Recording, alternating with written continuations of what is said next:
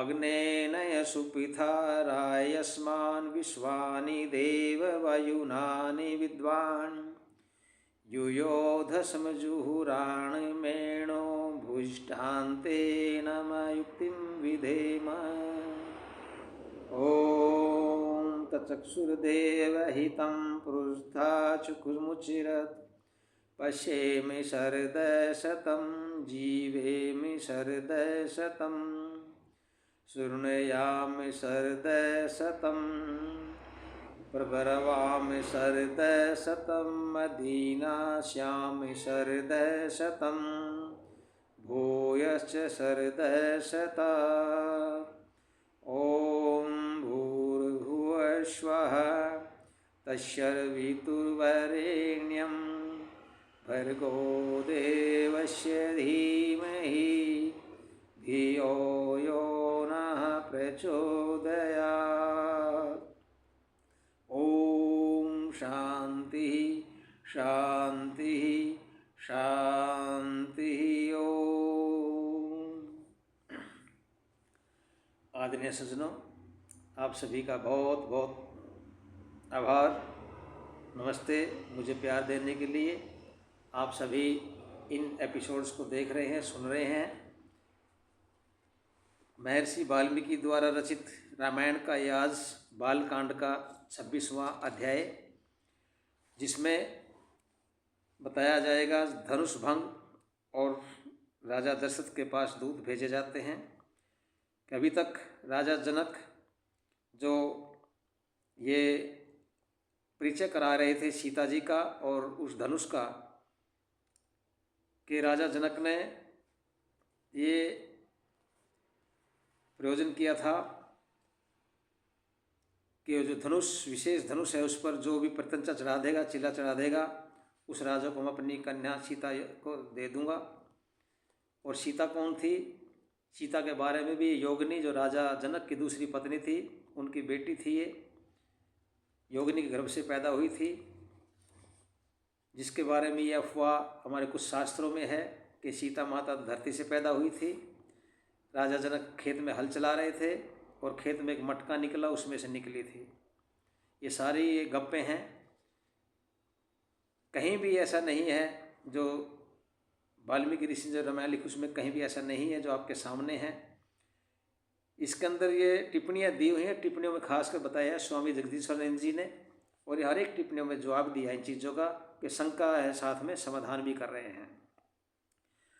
तो वो जो राजा सभी आए थे जो प्रत्यंचा नहीं चढ़ा सके, और अल्पवीर्य राजाओं को राजा जनक ने मना कर दिया,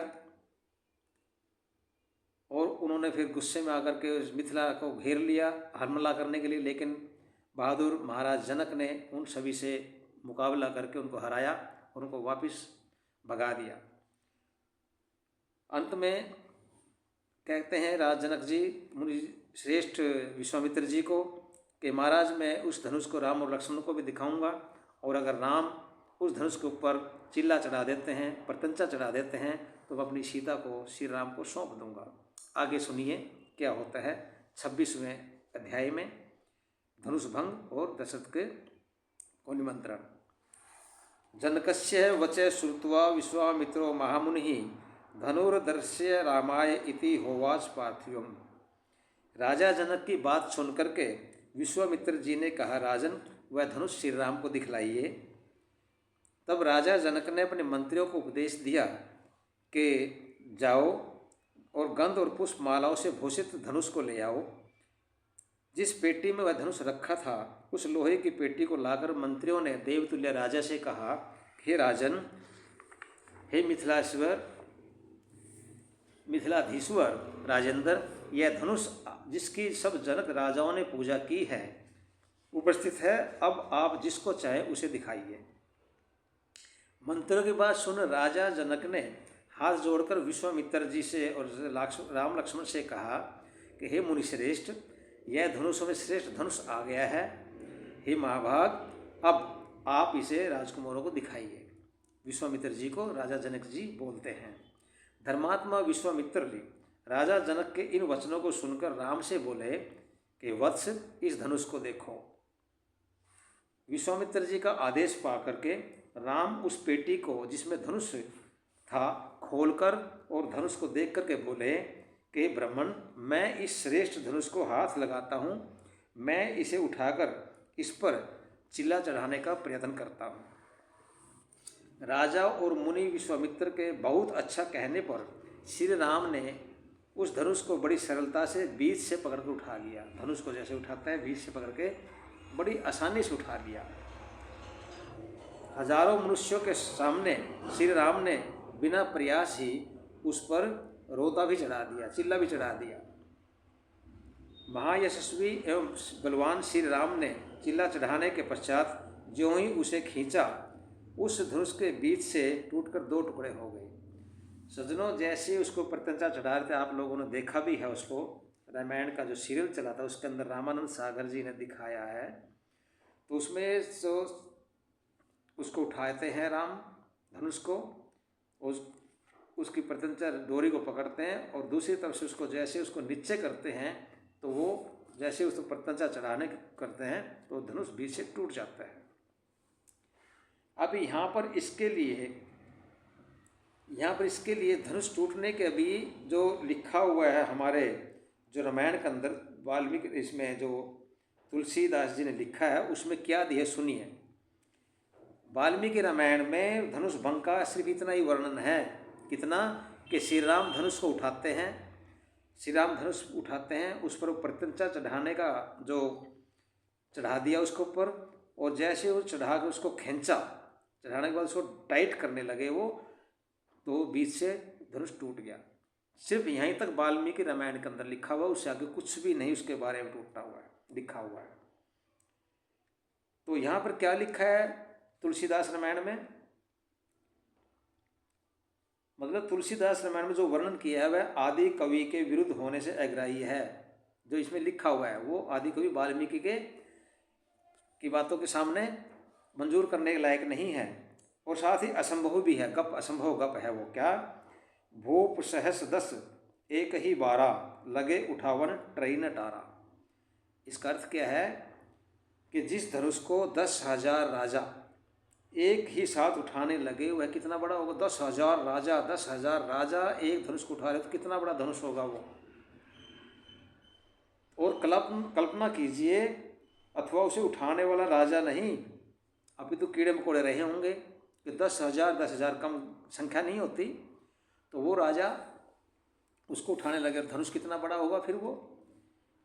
वस्तुतः सीता का स्वयंवर नहीं हुआ, यह तो समहाह्य था। स्वयंवर का अर्थ होता है क्या? स्वयंवर का अर्थ होता है कन्या का स्वेच्छा से पति को वर्ण करना। स्वयंवर कि अपने आप ही ये देख करके कि ये मेरे लायक है, उसको कन्या चुनती, उसको बोलते हैं संवर, पर वो संवर नहीं था। यहाँ सीता ने अपनी इच्छा से राम को पसंद नहीं किया था। ये तो शर्त थी राजा जनक की कि जो धनुष को उठा करके उसके प्रत्यंचा चिल्ला चढ़ा देगा उसको मैं अपनी सीता को दूंगा। अपितु राजा जनक ने ही उसे वीर्यशूल का घोषित किया था। राजा जनक ने ही कहा था कि मेरी पुत्री तो वीर्यशूल का है। वीर्यशूल का जैसे मतलब जैसे पहले बताया था कि वीर्यशूल का बोलते किसको है कि पराक्रम दिखा करके प्राप्त करने योग्य, कि जो पराक्रम दिखाएगा धनुष पर, जो पराक्रम दिखाने का साधन क्या बनाया था कि जो धनुष को उठा करके उसके ऊपर प्रत्यंचा चिल्ला चढ़ा देगा उसको मैं अपनी सीता को दूंगा। जब स्वयंवर ही नहीं हुआ तो 10,000 राजाओं का एक साथ इकट्ठा होना और सबका साथ मिलकर के धनुष को उठाना, स्वयंवर तो हुआ ही नहीं। जब स्वयंवर नहीं हुआ तो फिर 10,000 राजा इकट्ठे मिले और उस धनुष को मिलकर के इकट्ठा उठाएं, तो ये उसको उठाने गपोड़े के सिवाय कुछ नहीं है। ये सब सारी ही ऐसे गपोड़े और गप काफ़ी हमारे शास्त्रों में लिख दिया गया, जिससे हमारा ये धर्म, हमारा जो ये हिंदू गुमराह हो गया। इसलिए ऐसी कोई बात नहीं हुई थी। तो यहाँ उसके टुकड़े हो जाते हैं, 2 टूट जाते हैं धनुष। हाँ, धनुष का टूटने से आवाज़ जो आई जोर के कि धनुष के टूटने से घोर शब्द हुआ। उस शब्द से विश्वामित्र, राजा जनक, राम और लक्ष्मण को छोड़ करके से सभी स्तब्ध हो गए। जो और भी सारे मंत्री वगैरह वहाँ पर थे, वो मंत्री वगैरह सब अचरज में पड़ गए कि ये हो क्या गया, जिसको बड़े बड़े राजा अचरज नहीं उठा पाए, ये महज एक उस दिखने वाले राम ने, राम भी तकड़े आदमी थे, जवान थे, जवानी फूट रही थी, तो उन्होंने उठाया तो उसको तोड़ भी दिया। वो तो उठा नहीं पाए, प्रत्यंचा चढ़ाना तो नहीं चढ़ाए, वो तोड़ दिया, तो वो स्तब्ध हो गए। कुछ देर में लोगों की स्तब्धता भंग होने पर घबराहट से, जनक को घबराहट इस बात की थी कि राम भी धनुष का चिल्ला न चढ़ा सके तो सीता का विवाह कैसे होगा। मतलब जनक जी की घबराहट थी, अगर ये राम भी चिल्ला नहीं चढ़ा पाए तो सीता का विवाह कैसे होगा, क्यों शर्त लगा दी उसने। तो घबराहट से मुक्त वाकपटु राजा जनक हाथ जोड़कर विश्वामित्र जी से बोले। यहाँ मतलब बात समझने की कोशिश करना कि कुछ देर जब लोग स्तब्ध हो गए, तो स्तब्धता जब खत्म हुई, जब वो अचरज हुए, अचरज में खड़े थे, तब जो खड़े हुए मतलब अचरज खत्म हुआ, और जो राजा डर रहे थे कि राम भी अगर उसके ऊपर चिल्ला नहीं चढ़ा पाए तो फिर सीता का विवाह कैसे होगा, वो डर था मन में, वो डर निकल गया। और राजा जनक हाथ जोड़कर विश्वामित्र जी से बोले, क्या ये भगवान, मैंने दशरथ पुत्र राम का पराक्रम देख कर लिया है, इनका पराक्रम अत्युद्भुत, कल्पना और तर्क से परे है। मतलब राम ने जो धनुष उठाया, धनुष उठा करके उसकी प्रत्यंचा चढ़ा दी, और जब उसको खींचा तो उस खींचने जो धनुष टूट भी गया, इतनी ताकत राम के अंदर है। तो मैं ये जो पराक्रम है राम का देख लिया है मैंने, और ये सारा पराक्रम अति अद्भुत है और कल्पना और तर्क से परे, इसके लिए कोई तर्क नहीं हो सकता, इसकी कोई कल्पना ही नहीं है। मेरी पुत्री सीता दशरथ नंदन श्री राम को पति रूप में प्राप्त करके मेरे वंश की कीर्ति फैलाएगी। यहाँ पर राम जो जनक राजा हैं, ये वचन दे देते हैं कि मेरी पुत्री सीता जो है दशरथ नंदन, दशरथ के पुत्र श्री राम हैं, उनको पति रूप में चुन करके प्राप्त करके मेरे वंश का मान बढ़ाएगी, कीर्ति फैलाएगी। हे कौशिक, मैंने सीता के विवाह के लिए वीर्य शुल्क की जो प्रतिज्ञा की थी वह पूर्ण हो गई। अब मैं प्राणों से बढ़कर प्रिय सीता को राम के लिए दूंगा। यहाँ पर वो पर्ण जो किया था उन्होंने कि जो पराक्रम से इस धनुष को उठाकर प्रतिज्ञा चढ़ा देगा, उसको मैं सीता को दूंगा, और वो पर्ण श्री राम ने पूरा कर दिया जनक जी का। तो यहाँ पर वो कहते हैं फिर मैं अपनी सीता को राम को ही दूंगा, दशरथ नंदन को दूंगा। हे ब्राह्मण, हे कौशिक, यदि आपकी अनुमति हो तो मेरे मंत्री रथ पर सवार हो शीघ्र अयोध्या को जाए। अब यहाँ पर आवेदन करते हैं, निवेदन करते हैं राजा जनक विश्वामित्र जी को कि महाराज, अगर आपकी अनुमति हो, आपसे अनुमति चाहता हूँ, तो मैं अपने मंत्रियों को रथ लेकर के और राजा दशरथ को लेने के लिए अयोध्या में भेजना चाहता हूँ, शीघ्र भेज देता हूँ। और महाराज दशरथ को विनययुक्त वाक्यों से वीर्य शुल्क सीता के विवाह की सूचना देकर और यहाँ का संपूर्ण वृत्तांत बताकर यहाँ ले आवे। मतलब मैं अपने मंत्रियों को वहाँ भेजूँगा, और वो मंत्री जो हैं सीता के जो विवाह की सूचना दे करके, और यहाँ का जितना भी जो भी हाल हुआ है, जैसे आप लोग आए हैं, राम लक्ष्मण मिले हैं, राम जी ने धनुष को उठाया है, प्रत्यंचा चढ़ाई और धनुष को तोड़ा है, तो वो जितना भी वृत्तांत हुआ है, जितना भी वो सारी कहानी बनी है यहाँ पर, वो सारी कहानी वो दशरथ जी को बताएं और उनको बता करके यहाँ पर ले आएंगे। विश्वामित्र जी के तथा अस्तु कहने पर राजा ने मंत्रियों को बुला करके उन्हें समझा करके और कुशल पत्र दे करके अयोध्या के लिए रवाना कर दिया। जो राजा जनक ने गुरु विश्वामित्र जी ने, ऋषि विश्वामित्र जी ने तो कह दिया तथास्तु, जैसा आप चाहो, अच्छी बात है। और मंत्रियों को राजा जनक अपना कुशल पत्र देते हैं पत्र रूप में, और उनको रवाना कर देते हैं अयोध्या के लिए कि जाओ राजा दशरथ को आप लोग पूरी सूचना दे करके, पूरा वृत्तांत सुना करके यहाँ पर लेके आओ।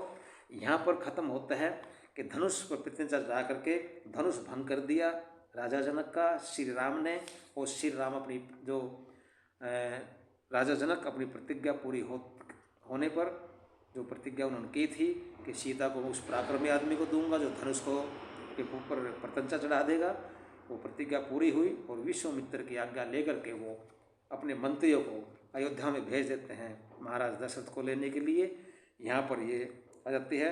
आगे जो है अगला वृत्तांत अगले एपिसोड में आप सुनिए, जो कि 27वां सर्ग होगा, जहाँ पर राजा मिथिला चलने के लिए तैयार होंगे।